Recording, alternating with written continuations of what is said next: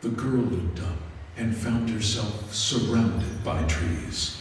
In the distance, she could hear birds and the sway of leaves in the wind, miles away from the party she was just in. It was not reality, but close enough to feel real in that moment.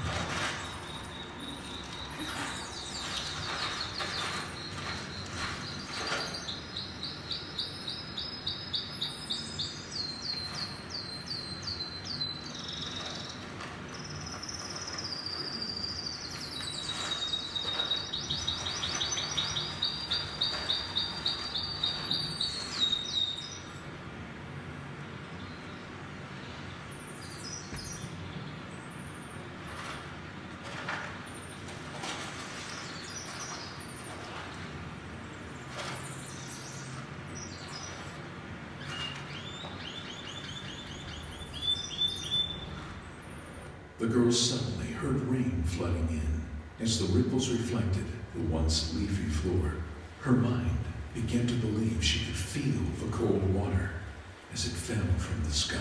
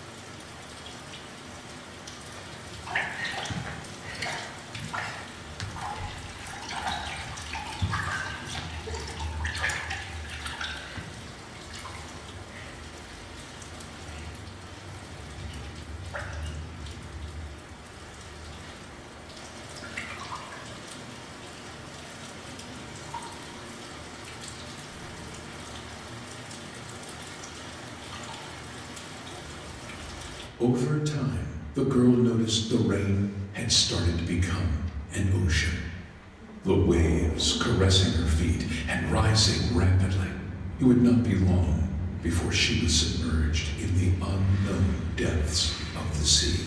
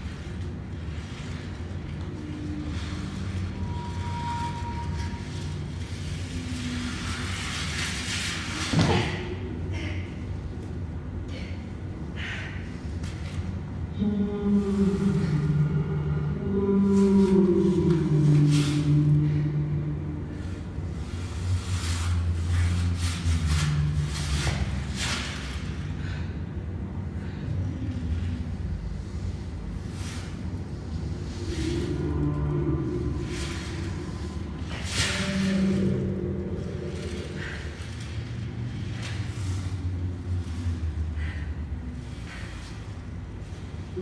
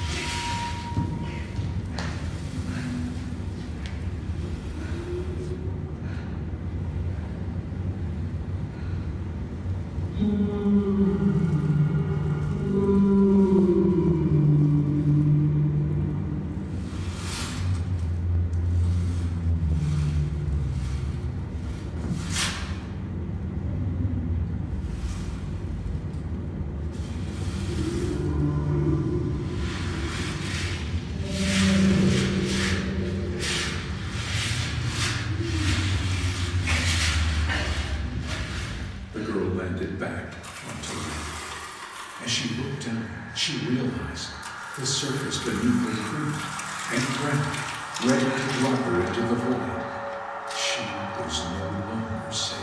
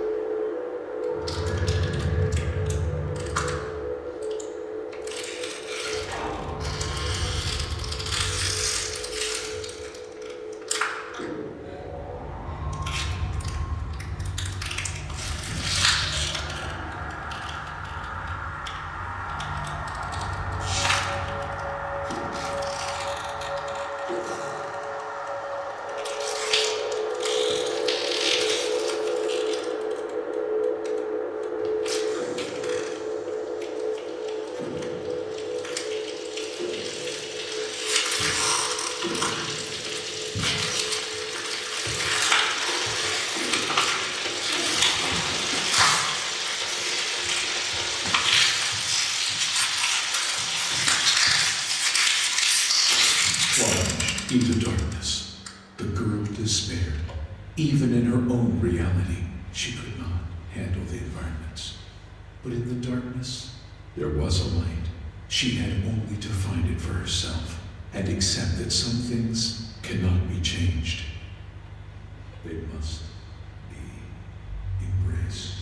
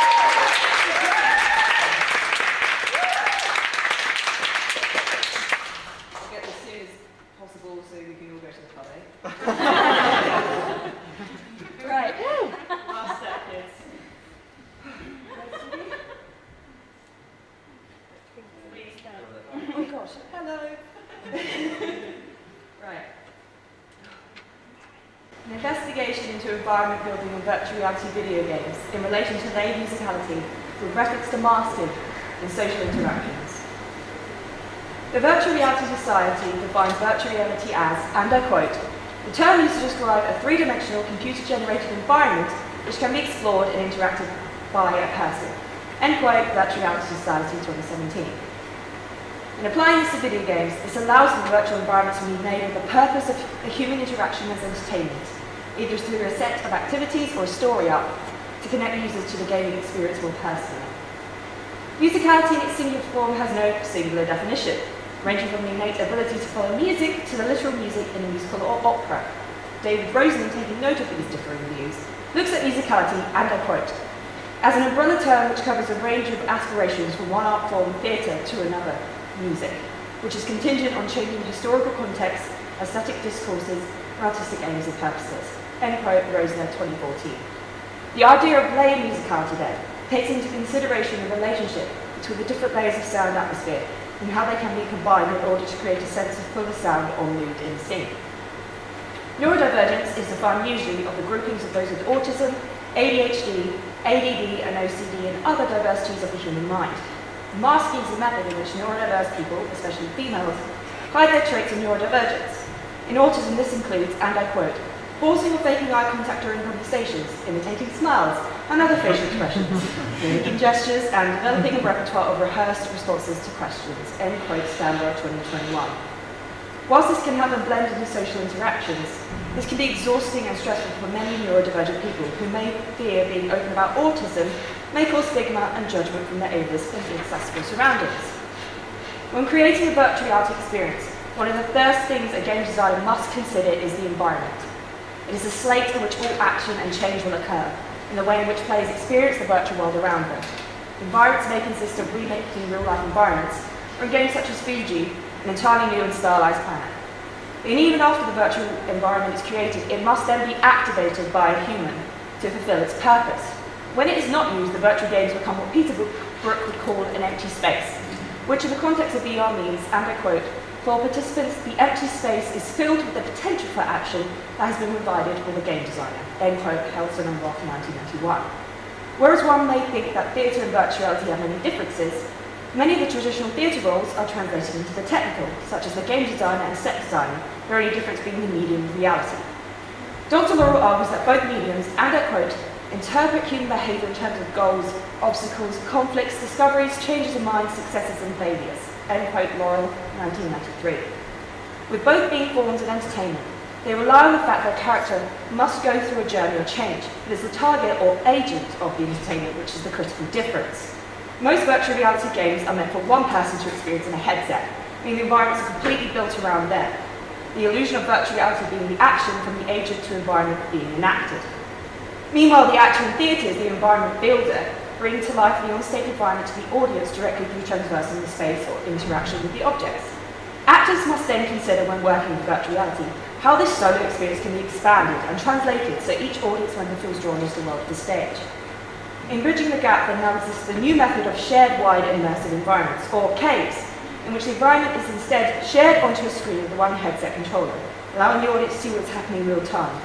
However, these environments are not only made for the visuals, but also the omnidirectional sound which moves with the user. In looking into Fuji, the main planet can be broken up into 4 sections: the main central base and the 3 gardens. Each of these gardens has its own soundtrack to facilitate the feel of the room, such as the waterfall room having a more mysterious undertone throughout. These soundtracks crescendo and diminuendo depending on the proximity to the exit to blend seamlessly into one another. These rooms also contain plants and creatures, which, when in contact with the player, make musical sounds such as drums or edited animal sounds. Finally, the last section of noise is portal noise, which is used to travel to different areas of the map.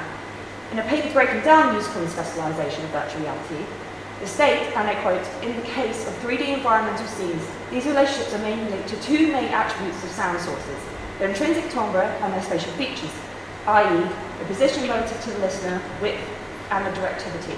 End quote, Veron et al. 2010. The main soundtrack remains a constant in each room, serving as a layer of musicality as a mood indicator, whilst the environmental sounds are in constant flux relative to the player, changing depending not only on their location, but direction of the player's head. If one wanted to recreate this effect live, footsteps can be created using the art of Foley sound and different audio channels, sending the reactive sounds to areas of the environment. Music could also be projection mapped to the performer, being react to their movement as they explore the room. Sometimes a shift in musicality can barely be heard, but as described in Ocean of Sound, and I quote, "Being surrounded by a barely noticeable atmosphere is too subtle to be experienced at anything but a subliminal level. Moving from one distinct atmosphere to another can evoke a dramatic awareness of the transition and the nature of each state." End quote to 2004. Without sounds, the environmental virtual space is not activated enough in the sensory realm, breaking immersion and integration into the virtual world. In working with the reactive environmental stages and developing lights, there comes the question of accessibility for disability and neurodivergence. What may be a normal balloon popping for a neurotypical person may sound like a gunshot to a neurodivergent person. And I quote, "Distant ambulance sirens may be one person's poetry and another's poetry." End quote to 1995. However, sometimes this is not made evident due to the neurodivergent person masking, so as not to make others notice their otherness. In facing the theatrical piece with interactive lights and sounds, it should not be seen as a challenge and a hindrance to neurodivergent people, but a welcome change of perspective where masking should not be necessary. Petra Coppers, in looking at autistic people in performance training, makes a statement, and I quote, "Some have their physical tics trained out of them in behavioural therapy, creating a theatre of social comportment by punishing their particular autistic expressiveness." End quote, Coppers, 2017. Neurodivergent performers not only are forced to mask in social settings, but also in their training, which changes their dramatic expressiveness on alternative views. Representing masking online, on stage, neurodivergent performers need to be part of the conversation to express their version of the world without being too unsafe. Boundaries need to be set not as a limiter of theatre, but as a way of thinking outside of conventions. Virtual reality can be a comfortable experience for neurodivergent people, as they are in control of the environment, with the ability to step back if it becomes too overwhelming. Whereas reality cannot offer the same ability to break away instantly from stressful situations. Instead of questioning why neurodivergent people may develop special interests in virtual and computer realities, perhaps it's about time that the reality which is offered to them should be more accepting. There are many neurodiverse people that can blend into neurotypical society.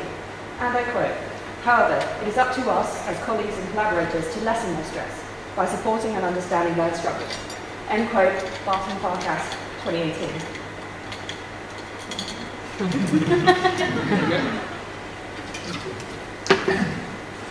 While sound sensitivity may be an issue in everyday life to neurodivergent people, this could create an interesting argument for changing the world of sound design. Whereas some practitioners such as Antonato, whose audio flooding to overwhelm his audiences, autistic people could take their own sounds that make them feel overwhelmed or make them feel calm, such as the sound of polystyrene rubbing together or the particular sound of the ocean on the stone beach, in order to activate specific emotions of fear or serenity on the stage. Along the interactivity of omnidirectional sound in VR, neurodivergent sound challenges the conventional sounds that wish to provoke naturalism and bring neurotypical audiences into the sensory experience, rather than just flashing lights and high-pitched screams. utilising unique soundscapes inspired by sound sensitivity indicates that neurodivergence does not make one just aware of the unpleasantness of the sensory world, but also the beauty in an alternate anti-environment. Throughout the 21st century, there seems to have been a battle between the virtual theatre and the live theatre groups. Some may be concerned that virtual reality will take over the theatrical experience. Instead of cancelling each other out, however, the many technological advances can help further each art form, increasing the audience interactivity and immersion, either through the inclusion of environment projection on the screen, or recorded or live omnidirectional sound. Antonin Artaud is said to be one of the first practitioners to use virtual reality in shows over 80 years ago, indicating that the relationship between the virtual and theatrical is not a recent development, but one that has been nurtured over many decades as technology has advanced. This may also be great for relaxed performances for disabled audience members, who may want to interact in new environments, unashamed of breaking social convention and enjoying the moment. It does not necessarily need to be therapeutic, but can, for a brief moment, transport audience members away from reality outside the world of neurodivergent senses and experiences, and realise that seeing the world differently is not necessarily a negative.